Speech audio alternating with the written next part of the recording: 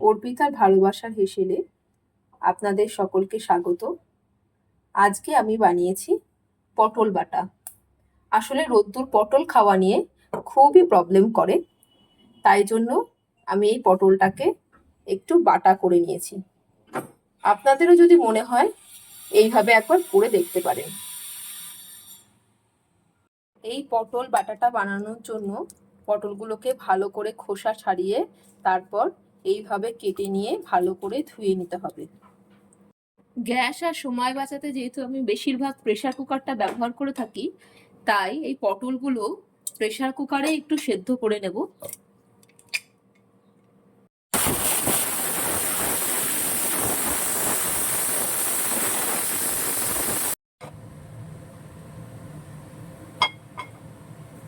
তেলটা গরম হয়ে এলে তাতে কিছুটা কালো জিরে দিয়ে, কিছুটা গোটা রসুন, একটা কাঁচা লঙ্কা দিয়ে হালকা করে ভাজা ভাজা করে নিতে হবে।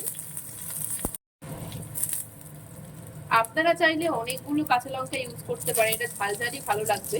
আমার যেহেতু রোদ্দুর খাবে তাই আমি একটাই কাঁচা লঙ্কা দিয়েছি। সেদ্ধ করা পটলগুলোকে একটা মিক্সার জারের মধ্যে নিয়ে নিতে হবে। রসুন, কালো জিরে আর কাঁচা লঙ্কাটা দিয়ে দিতে হবে। এরপর এটার একটা পেস্ট বানিয়ে নিতে হবে। এরপর প্যানে সামান্য একটু তেল দিয়ে নিতে হবে, অবশ্যই সর্ষের তেল দেবেন। গরম হয়ে এলে তাতে একটু কালো জিরে আর একটা শুকনো লঙ্কা ফোড়ন দিয়ে নিতে হবে।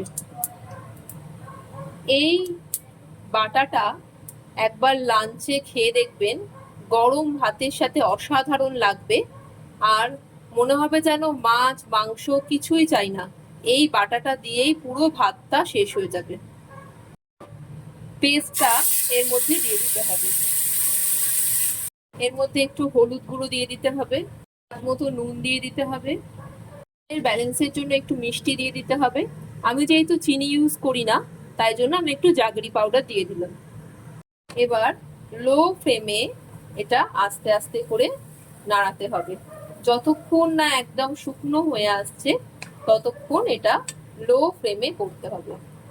আপনাদের যদি আমার এই পটলের বাটাটা ভালো লেগে থাকে তাহলে অবশ্যই এটা লাইক, শেয়ার এবং কমেন্ট করে দেবেন।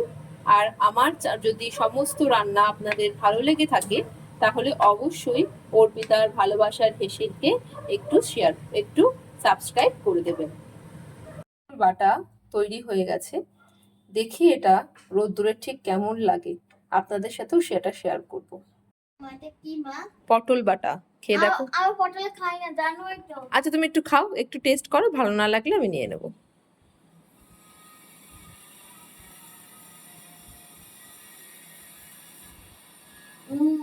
ভালো গো মা।